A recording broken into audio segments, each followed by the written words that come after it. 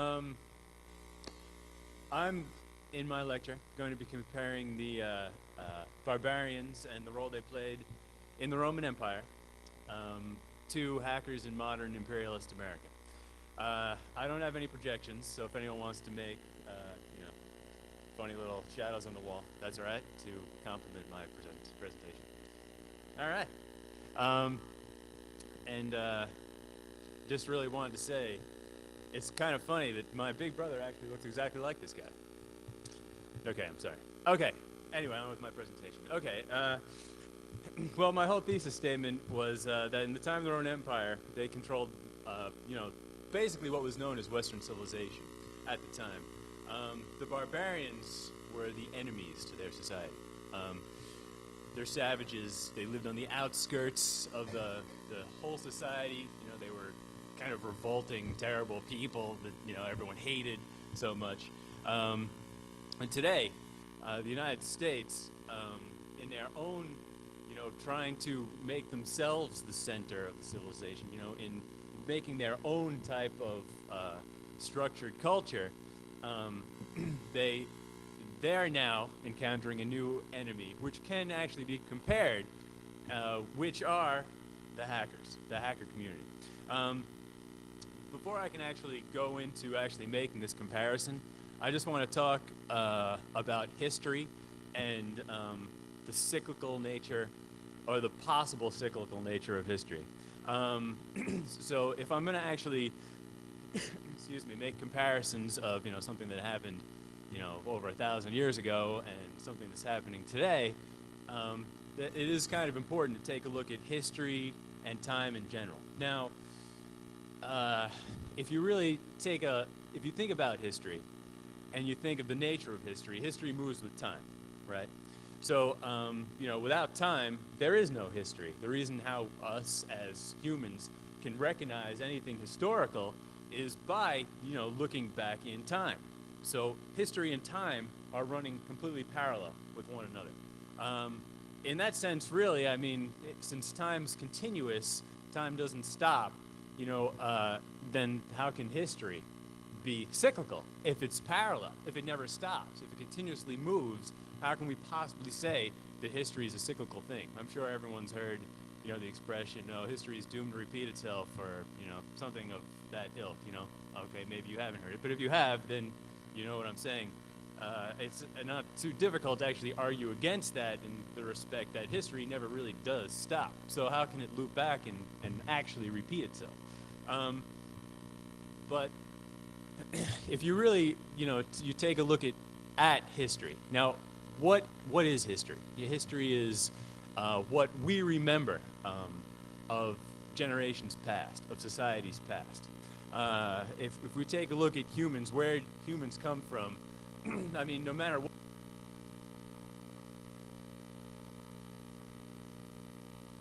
and over the last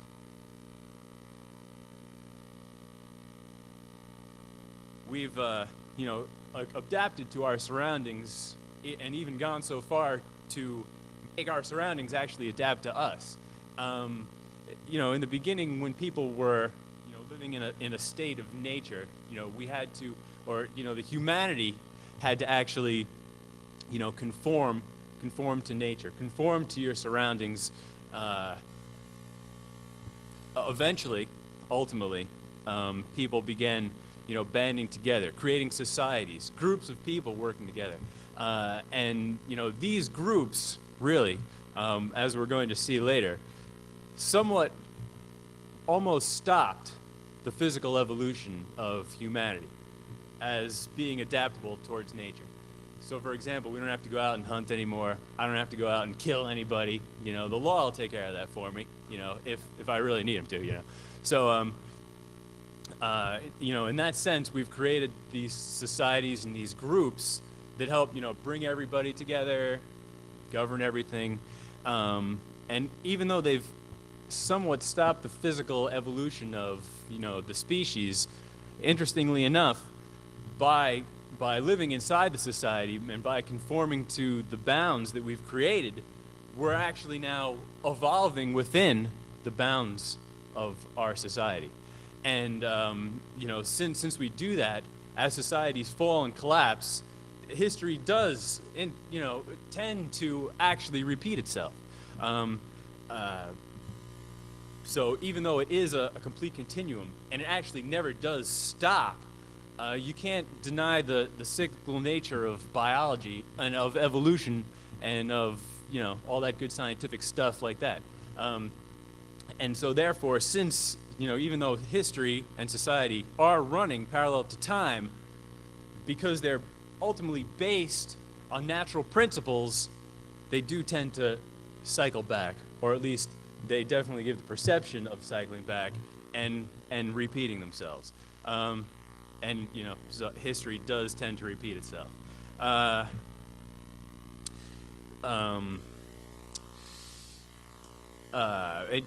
Even though we're living in the society where people are actually, you know, working together, trying to diversify our talents to work as one whole, the nature of self-love, of, you know, love of the self, comes back, you know, throughout the ages, you know, in the Romantic period, you know, the love of the self. And I mean, no one can really deny the fact that ultimately, you know, everyone has a little bit of selfishness. I mean, you have to think of yourself at some point, right? I mean, you ultimately have to do things for yourself to survive. This tends to manifest itself more in some people than in others. You know, for example, someone who gets,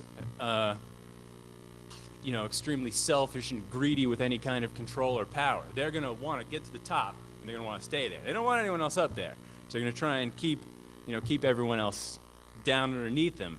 And in that respect, in a society where, you know, control is necessary to keep everyone within these bounds, to keep them from escaping into the state of nature, and to keep them inside, you know, inside this, you know, world that we create to make us, you know, for whatever reasons, to make everyone safer or whatever.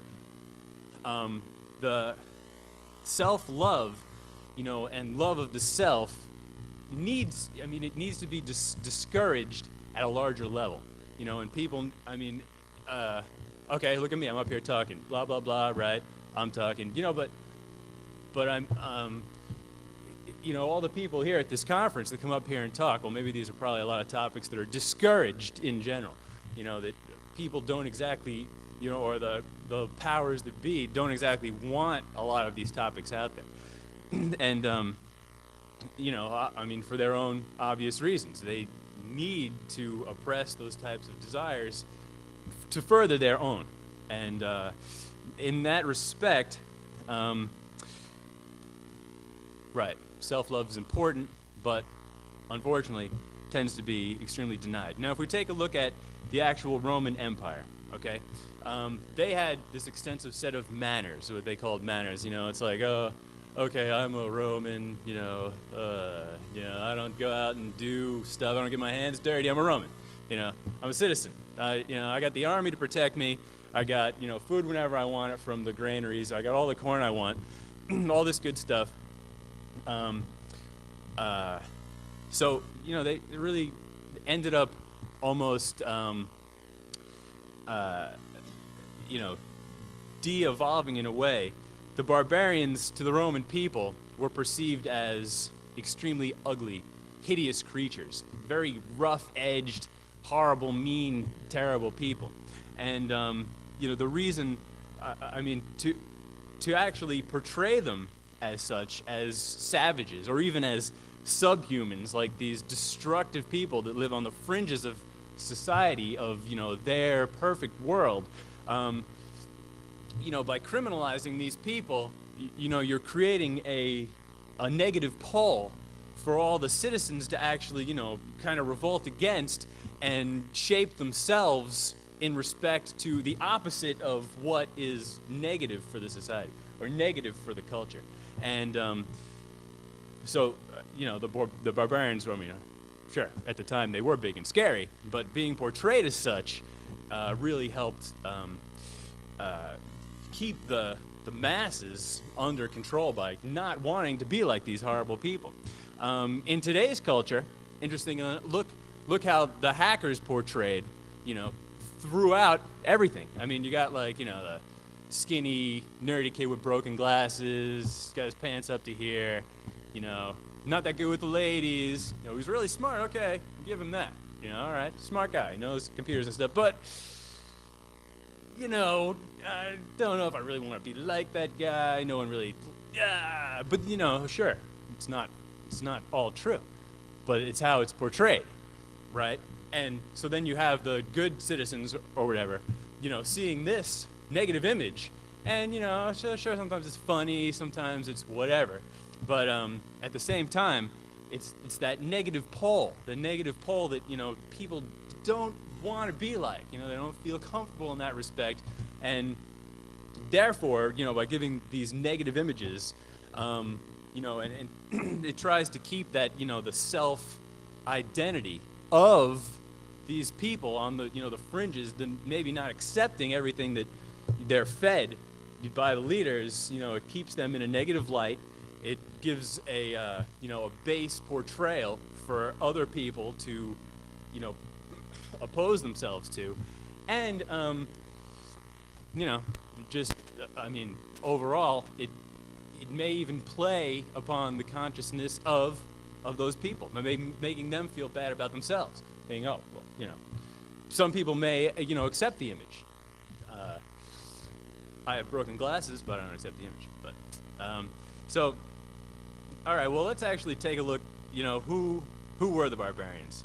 What are barbarians? What are barbarians anyway? The barbarians were, like I said, you know, they were from. Well, if you take a look at the Western Roman Empire, you had the Germanic tribes of Northern Europe, right? The Goths, the Vandals. Ultimately, were the ones that came down and were like, all right, Rome, bam, bam, bam. That was the.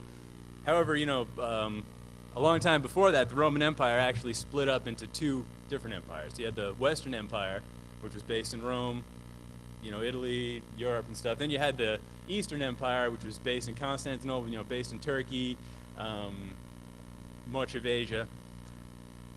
The European barbarians overthrew the Western Roman Empire first, long before the Eastern Empire was destroyed. You know, after a while, you know, the barbarians eventually, you know, couldn't take the control of the Romans anymore, which I'll touch more on in a minute, and eventually, ultimately, you know, killed a bunch of them, took over themselves. And eventually, the same thing happened a long time later, but in the Eastern Empire as well, based in Constantinople, based in Turkey.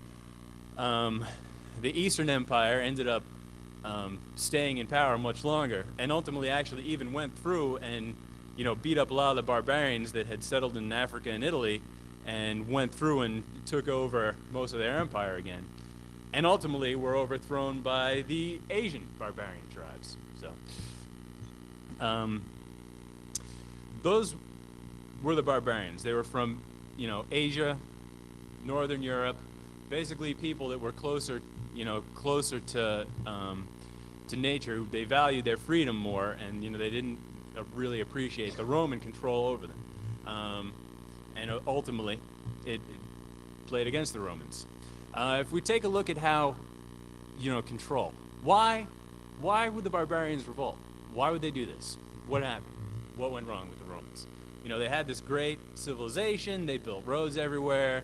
You know, they built cool buildings, and they had rocks and stones and all kinds of good stuff. But if you think about control and controlling a people, right? Control in general. I mean, there's a whole bunch of different ways you can control people. But right now, you're all listening to me. But you know, I'm not telling you what to do. I'm not controlling you. I mean, it's the environment we're in. This environment we're in. You know, you're standing there listening to what people are telling you all day, or, you know, you're just listening it and then weighing it and reasoning with it yourself. In the Roman Empire, they would control their people. You know, they go in with big organized armies and swords and bop people on the head and be like, all right, bam, we're taking you over. And, you know, if you got 20 guys with swords running into your house and you're eating dinner, you're like, all right, whatever, fine, dude, take my money, get out of here. What? You know, but they would stay. And eventually, you know, the people, I mean, they had to accept this. They had no choice, because they were, imposed upon with a physical control. And if they got out of line, all right, kill them, beat them up, chop them, whatever it takes.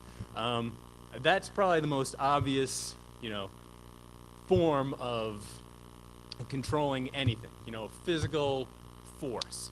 It's so obvious and apparent, right? Like, if someone comes up to you and punches you in the face, then your face hurts, There's all these people around being like, whoa, what? That guy just punched him in the face, Or, you can't deny that it happened. There's no way to actually say, all right, I didn't just get punched in the face, because when you look in the mirror and you got a big black eye or something, broken nose or something. So something like that, it's not only completely obvious and blatant, but physical harm is not cool. No one likes it. Like, if I hurt myself, it hurts. Ouch. I don't want to get hurt. I especially don't want someone else coming over and bopping me with a sword or something. What are you doing? So ultimately, people resent this, any type of physical control. And today, what's the easiest type of societies or leadership to revolt against? The people, the leaders in countries that torture their people or do horrible things or, genocides and massacres and all this stuff. You see that and you're like, whoa, massacre, you can't do that, that's not cool. Right, it's not cool. So, if you think about it, if a leader's going to stay in control, right, and they want to be really, really smart about it, they know they can't just go beat you up. They know they can't just go pound on you and say, all right, you're going to listen to me now. Because, yeah, you might listen to them for a little while, but eventually, hey, you might go to the gym and work out every day and then go beat them up. Or you might get all your friends together and be like, yo, we don't want to get beat up anymore, and go beat them up. Which is ultimately what happened with the barbarians. They wanted their freedom. And when a bunch of, Roman people come in there and say, okay, you're going to speak Roman now. Okay, you're going to pay us taxes. Okay, you're going to do what we say. After a while, they were like, what? We spoke German before. We didn't have any problems. We didn't have to pay all the taxes. Sorry, someone left their banner. So, after a while, the resentment became so strong that the barbarians said, all right, that's it. We're not taking this anymore. And, history. They went in and they kicked the Romans out. And they took over Italy, they took over Africa, and eventually, the Huns attacked Asia.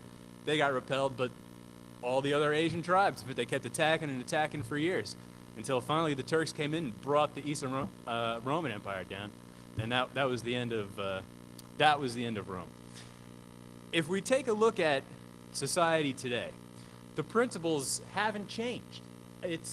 You have to impose some type of method of control over people. Yeah, all right, most people want to work together because we want to be comfortable.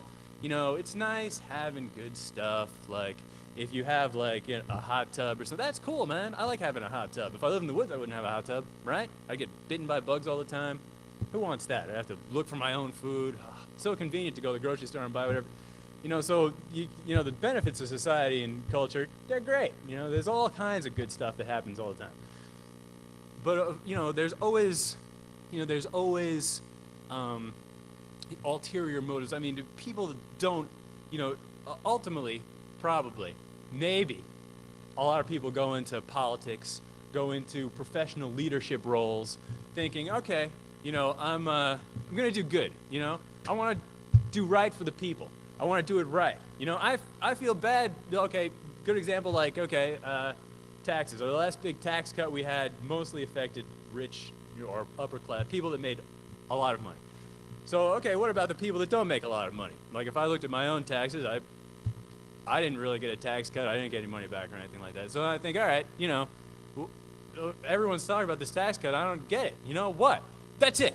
I'm going to speak for the people. I'm going to get up there, and I'm going to run for office. I'm going to get in office. I'm going to make things right for everybody. So then, you get into office. Then some guy comes up to you and he's like, all right. Give you $1 million if you sneak this into a bill or something. You're like, all right, no. Then you go home and, like, actually that $1 million sounds pretty good. And ultimately, even people that mean well may succumb to corruption or other facets of, bad things. So, and then you have the people who have ulterior motives that go into it in the first place. into professional leadership, because we're at a point in our society where leaders are professional leaders. I mean, that's what they do for a living. That's, they don't go home and, go to the office and, hang out. Though their friends are all politicians too. They're leaders of the country. So ultimately, they become out of touch with the people they represent. Not in all cases, but in a lot of cases. So if you actually take a look, so they have to think about how to keep their society under control, how to keep them all in one, nice uniform unit where people aren't going to stand up and be like, hey, taxes, or hey, this, or hey, that. So they have to, and they know they can't go beat you up. So they have to think of some different type of control, some different way to actually keep people listening to them and paying taxes and, keeping them in power and all this other good stuff. So, step in, no, sorry, got some ice.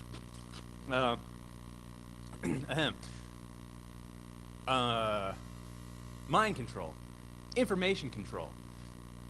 If you take a look at mind control, a good example of mind control, I don't know if we have many Scientologists here, but Scientology, if you actually take a look at how it works, they use mind control tactics to convince people to, sign up to their religion or their beliefs or whatever. And not, Scientology is just, there's all kinds of different little sects and cults and stuff that use these tactics.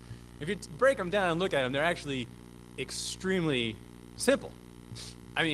You could just find someone who's maybe not that happy, bring them into a room, show them a bunch of movies, have everyone there be like, oh yeah, friend, everything's great and happy here in this land, in our land. Everything's great. And they only feed you the information they want you to know. And ultimately, you base your decisions on the information that's given you. A good example is,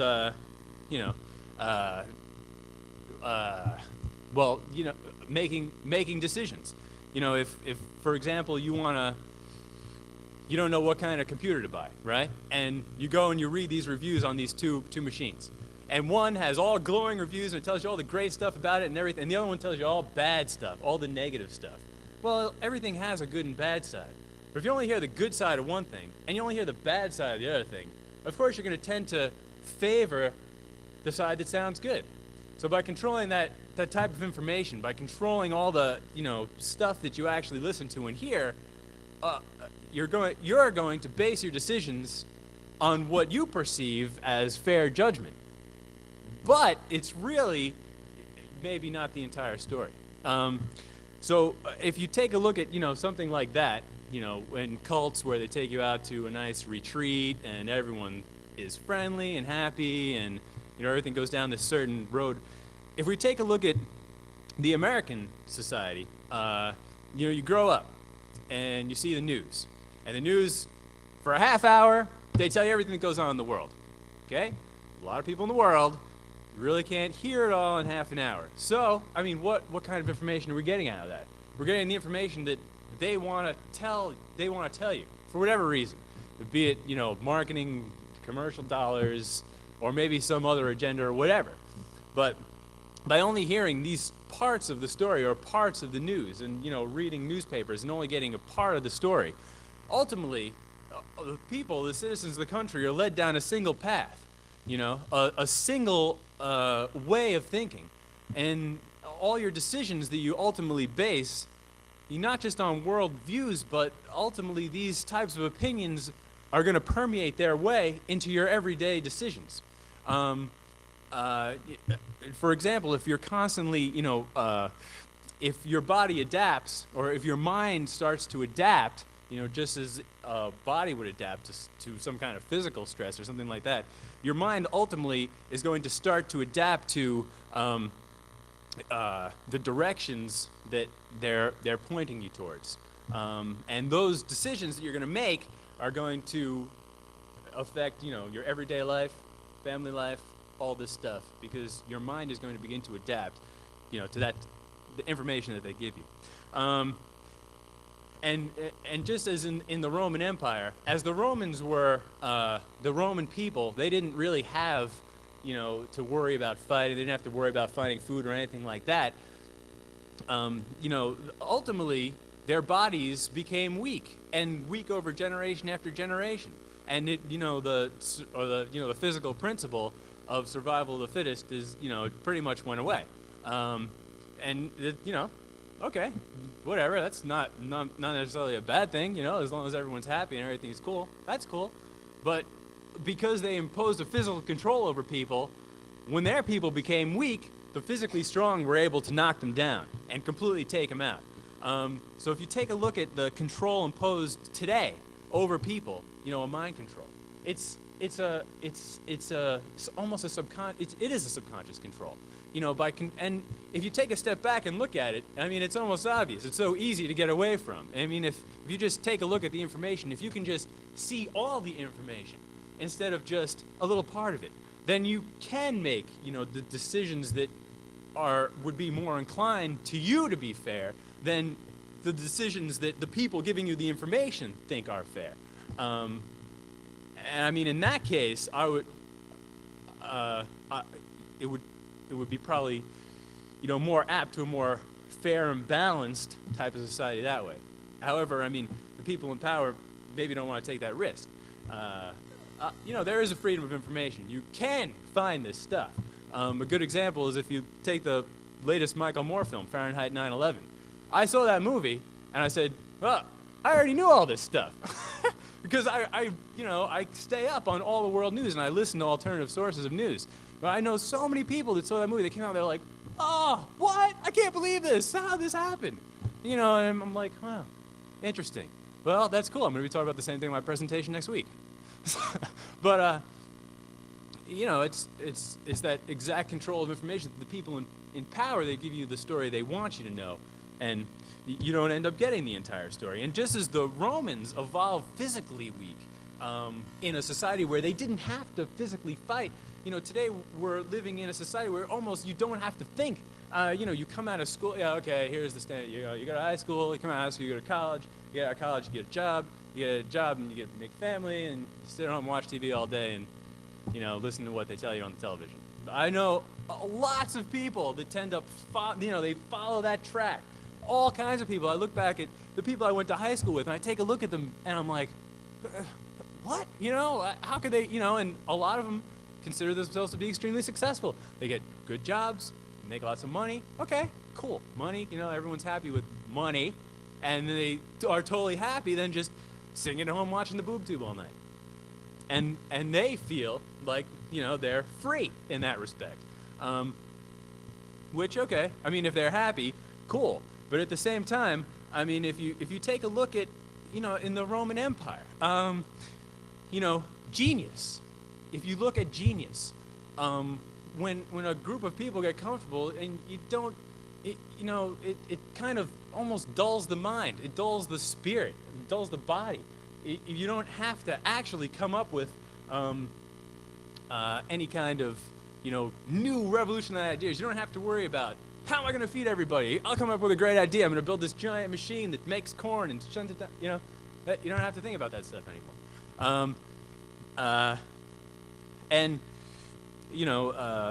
In that respect,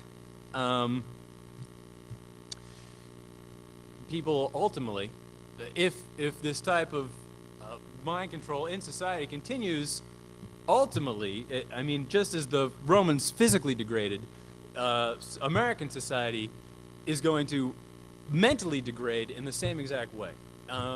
Therefore, because of the implements of control, the instruments of control that are used, then you have basically a repeat of history in a theoretical sense. Yeah, it's not the exact same thing, but in principle, it is. But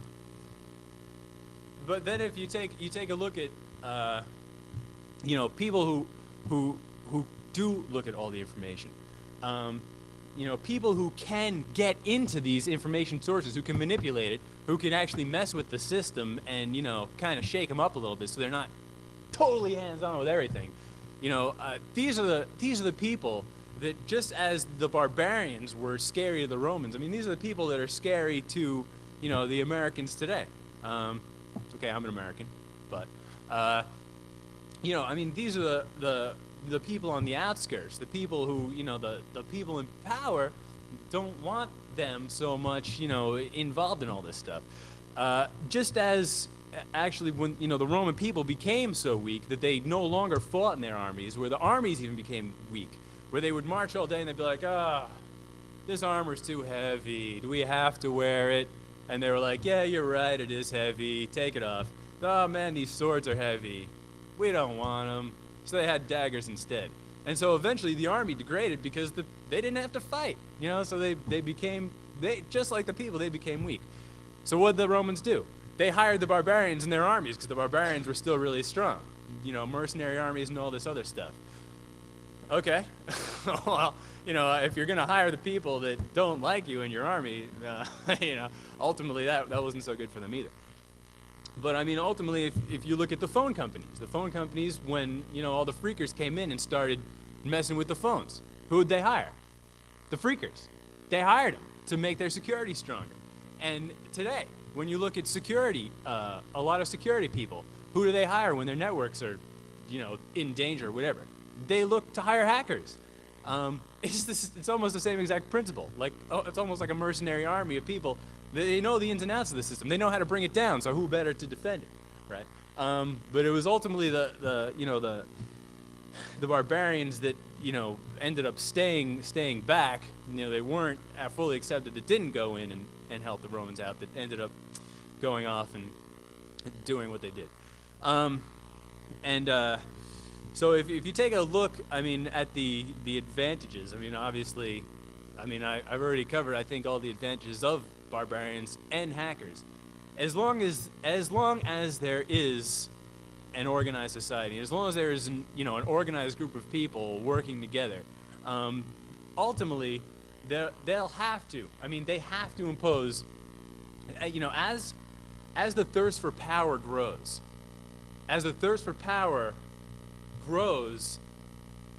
the people in power have to learn how to control masses of people. Because, people are different. Everyone's different. I don't think I'm exactly like anyone in this room. At least, I'm pretty sure I'm not. I don't see anyone that looks exactly the same. Do you know anyone that's exactly like someone else? I have brothers that are twins. And they're totally different. They're identical twins. And they say identical twins are genetically, and then you take groups of people. Groups of people are going to be different. If I take all the people that live in New York City, New York City is a bad example. It's a very metropolitan town. Okay, if I go out to Long Island, okay, I'm from Shoreham on Long Island. A little town, we got a nuclear power plant. Woo! And if I take all the people in that town, and I take that community of people, and then I go to Florida somewhere, some little town in Florida, these people are going to be completely different. In fact, you probably won't even be able to draw many similarities between any one person in each place, unless they came from there or a similar region. And, because of that, I mean, which, if you think of, localized government control, people tend to be more happy in small groups, where small groups can help, shape their little environment. And when you take something as massive as a country that's humongous with millions of people in it, it's impossible to please everybody, right? And however, being the people in power, you have to keep them all under wraps, every single one of them, no matter how different they all are. And because of that, then subversive forms of control are almost completely necessary to keep all of everybody under one major umbrella. And it's always going to be in those large types of power-hungry societies. The people on the outskirts, the people who can resist and identify those forms of control, the people who can actually, stand on the outside, look in, and at least understand everything that's going on, that are ultimately going to be the true, I think the really true free people, no matter, what you term freedom. Yeah, I can go out and say anything I want, but, if I'm just going home and watching TV every night, what does it matter what I say if no one hears it, right? So it's always going to be those people on the fringes that are going to make the differences, that are going to be, you know, the geniuses that change things, that come up with new ideas, and, you know, ultimately, you know, at least show people the weaknesses of the system to avoid any, you know, to avoid the, you know, negative aspects of a controlling, power-hungry society to get completely out of control. And that's it. That's all I really have to say in my presentation. Does anyone have any questions? All right, no questions. Oh yeah, question.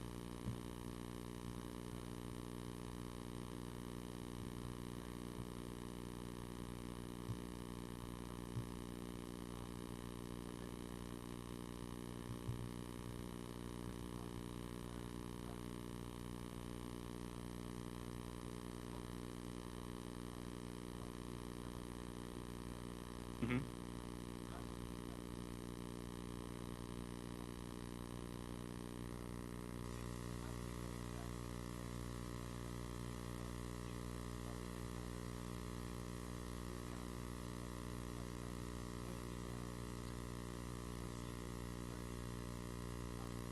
Right, okay, this is purely speculative, but it's a good question, because let's say, for example, history does repeat itself, and a group of people, you know, whatever happens, and, you know, the misinformation of the powers that be becomes so apparent, where the masses say, ah, forget this, man, we've had it. Whoop, they overthrow the government, everything starts to fall to heck. You know, in the time of the Roman Empire, you know, they didn't have any of the technology or the infrastructures or anything that we had now. Yeah, okay, they built all kinds of roads and good stuff. But I mean, today, if you have, you know, let's just take, for example, the United States. Okay, we got 50 states. If people manage to band together and completely abolish the American federal government, well, we still have all kinds of local government institutions. And I mean, America was founded on the principle of localized government. It's like, okay, you got the community, you know, we got our own, you know, leaders and stuff, and then you got the county, and then the state, and then after the state, the federal government. And I mean, really, that was one of the main points of the Civil War, right? I mean, the Civil War was the horrible, horrible thing. I mean, probably, you know, no one was happy, except for after when it was done, you know, good stuff happened. But you know, one of the main things was states' rights. The state said, yo, hey, we're supposed to be able to do whatever we want, federal government. The federal government said, no, no, no, you do what we say. Okay, yeah, okay, so on a lot of the issues, the federal government was right, and some of the states had some serious, you know, moral bad things going on. But, you know, ultimately, the whole principle of the country was to have, you know, smaller states with a large body kind of overseeing everything and taking care of the foreign policy, and the states would take care of them. So in my opinion, I think that if the federal government did get overthrown, or, you know, there'd probably be chaos for a little while. You know, we might be thrown into a state of anarchy for all this. I don't know, but exactly what would happen. But, you know, I think that we have enough local types of institutions in place where people would be able to pick up the pieces relatively quickly without being plunged into the dark ages, such as happened in the middle. Yeah.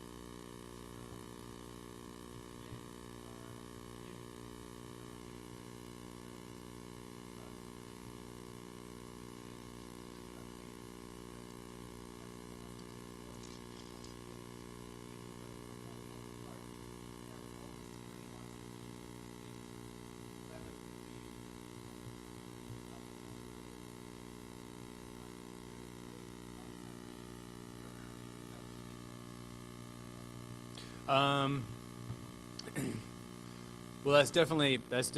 I mean, that's difficult to predict. It seems as if you look at, I mean, the human race in general, war and fighting, it seems to almost be naturally inherent in human nature, which I mean, I don't like. I don't agree with it. And I don't, it's hard to say where it comes from. I mean, people disagree and they fight and they battle each other, but I guess I like to think, idealistically, that if something like that did happen, that people, maybe after seeing this, would learn the lessons of war. I mean, if you could see the negative aspects of war, like with the Iraq war, the Afghanistan, we don't even see a lot of the stuff that goes on over there. And then a lot of times when you do see the people going in and shooting other people, I mean, I remember I read All Quiet on the Western Front, which was one of the biggest anti-war novels. And the part that sticks out in my brain the most is when, the guy's walking through the trenches, and he's crawling through the trenches, and he hits the body of a dead German guy, right? In, I think it was World War I. And the guy rolls over and his wallet falls out. And there's a picture of his family, his wife and kids. And, of course, now the character in the book is like, what? How did I not think of that? And, I mean, if you think of a state of war, I mean, if one side of the room declares war on the other side of the room and you start killing each other, now all the people that are related to you and all the people that you love or that you love that, as you die and are gone now they're going to be really sad and it's going to really suck for them if they really liked you. But, okay, I'm sorry. But, I guess I like to think from an idealistic point of view, if something like that did happen, that people would be able to band together in such a way that they wouldn't have to resort to, warfare and a constant state of war. But, that's just, yes.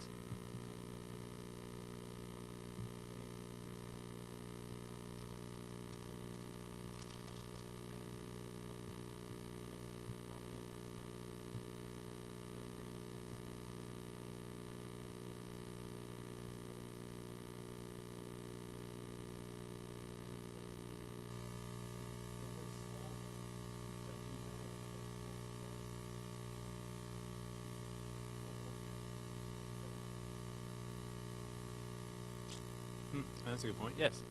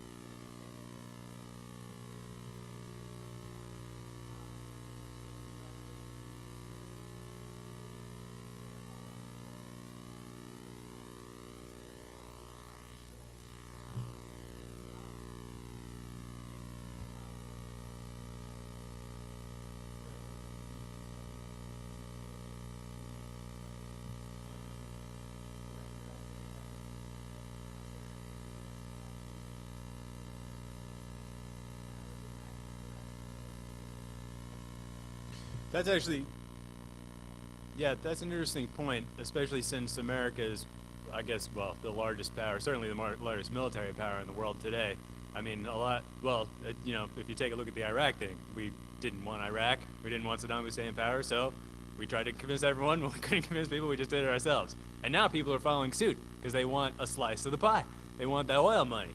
The Koreans and everyone else who fought there, who had big stakes in the country, are now, yeah, okay, we want to be there now, because, but, yeah, so, I mean, if you think about it, if the United States did fall, I mean, how many countries of the world could retain control over their people if such a large power were to fall? It's interesting. they would have to make sure that the people in their societies were extremely happy with where they were. I would think.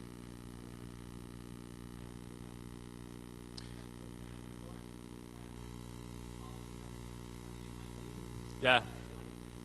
Uh-huh. No, you're absolutely. It's extremely arrogant. I apologize. I apologize. You're right. That was a pretty arrogant statement, but but yeah, but I guess if you think about, okay, you're right. I mean, no, that's a good point. Yes, yes.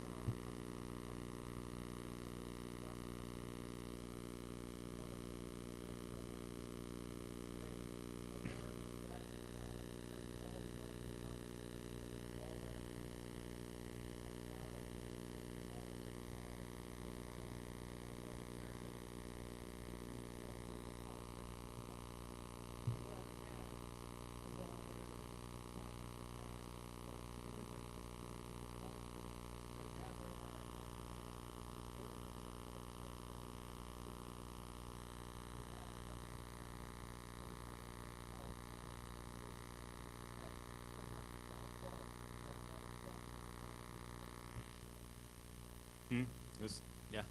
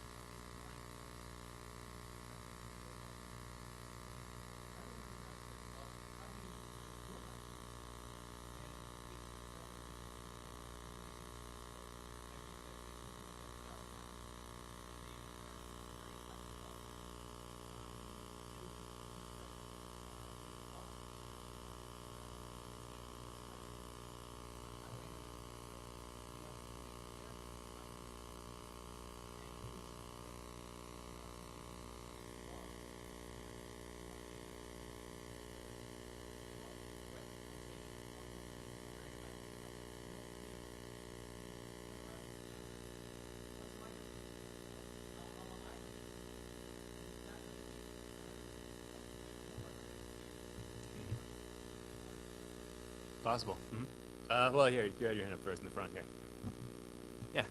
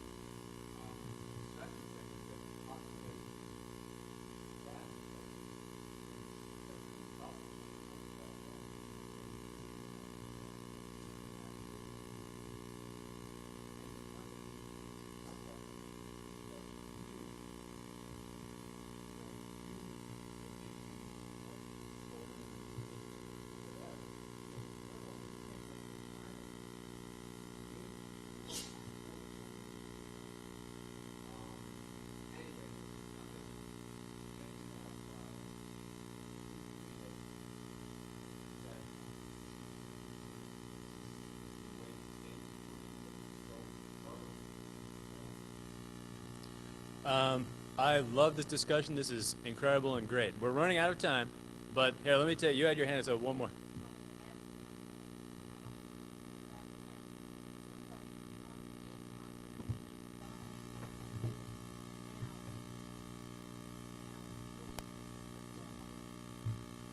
Right. I agree. Okay, we got one more.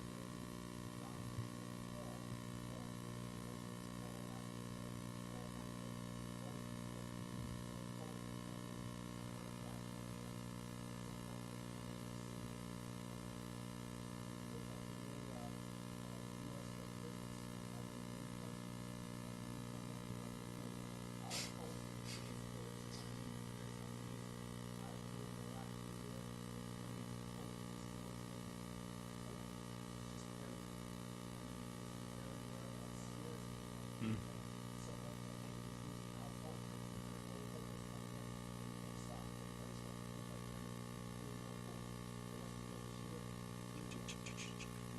Right. All right, my That's- apologies to the speaker, but we have run out of time. There is an opportunity for the open mic tomorrow at 10 a.m., sponsored by Cheshire Catalyst and brought to you as a special service by Hope 5. I hope you'll all attend. It will be in this room, 10 o'clock tomorrow. But for now, we got to get the next speaker up. Yeah, so thank you, everybody. Thanks for coming. Hope you enjoyed it. Have fun the rest of the conference.